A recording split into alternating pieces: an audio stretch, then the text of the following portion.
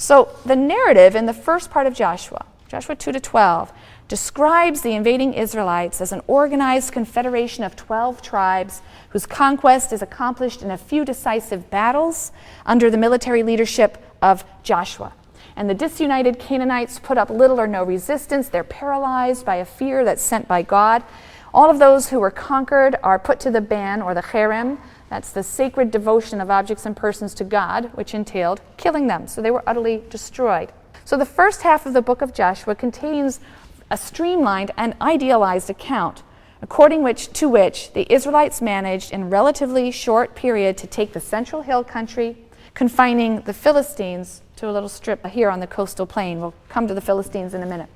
The account of the conquest in Joshua 2 through 12 is concerned to express the basic idea that Israel's victories would not have been possible without Yahweh, without his wondrous help. It was Yahweh who divided the Jordan before them. It was Yahweh who broke down the walls of Jericho. It was Yahweh who put fear in the hearts of the Canaanites. Yahweh was present at every battle. The ark was the visible sign of his presence, and it marched before them. And soon after the conquest, representatives of all of the tribes of Israel are going to meet and make a solemn covenant at Shechem to be the people of Yahweh, to worship him alone. And according to the book of Joshua, Israel's tribal structure assumed its classical form at this time. This is a very neat picture of the rapid conquest of Canaan, but it's at odds with statements elsewhere in Joshua and in the book of Judges.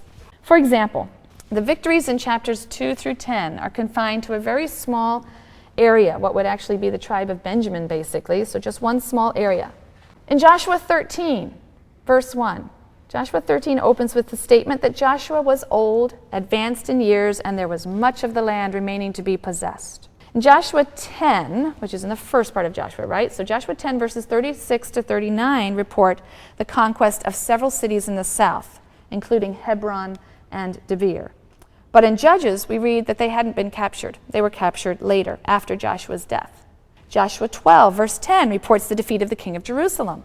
In Judges 1, verse 8 and 21, we read that the people of Judah did this, conquered the king of Jerusalem, and that despite that victory, they failed to actually drive out the inhabitants, the Jebusites, who lived there. And it's not until King David, 200 years later, that, in fact, we will read about the capture of Jerusalem. Judges 1 gives a long list of the places from which the Canaanites were not expelled.